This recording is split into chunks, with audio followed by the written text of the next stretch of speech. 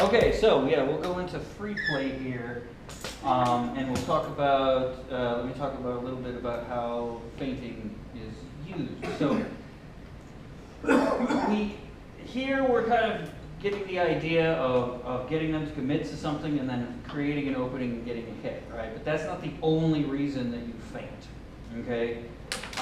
The other two reasons are to, first of all, get them out of a guard, as I was saying before, right? So if they're in an aggressive guard or whatever, and you want to get them out of there so you can engage them more directly, feinting is a perfect way. And of course, what I mean is if they're up in a guard like this and they want to come in, and you know they have to come in and hit you, right?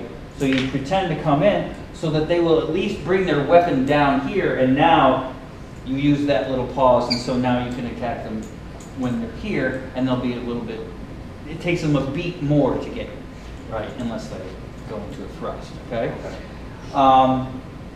The other one is to basically feel them out and see how they respond, right? So when I'm not engaging in them, right, I can be here, throw a strike, and see what they do, right? If you see them react, take that into account. If they don't react, beware, right? If you feint and they just stand there like that, be very careful about feinting. Okay, be really, really, really careful about that. But generally speaking, when you throw, attacks. Now, some people will call throwing softball attacks at people feinting as well, and that can be done, right? Like I can throw attacks that don't mean anything to you just to force you to respond, right? So I'm coming over here even though you don't have to, right? But generally what I'm doing in that sense is I'm trying to set up a combination. I'm trying to get you to go to a certain, basically connecting the dots to get your saber on one side of you or over you or something like that to open up the target that I'm going for, okay? So that's a little bit more complicated. Now there are feintings like when we're here, we're doing false starts, stops, changes, right? Other changes are going through follow-throughs and stuff. So this one where we come down here and then go through here. This first strike here can be considered a feint, right? Especially if I'm just trying to get you to guard your head, come in, boom, and then get you with the thrust, right?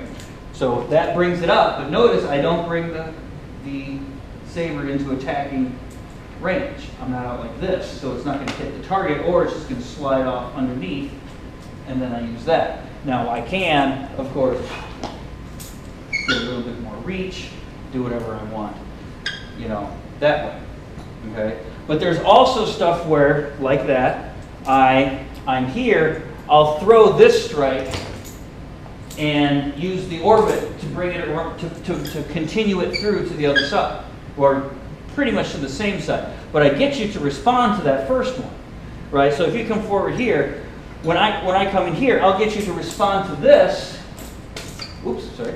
But then you see, as it comes up here like this, that's when I switch it around. Okay.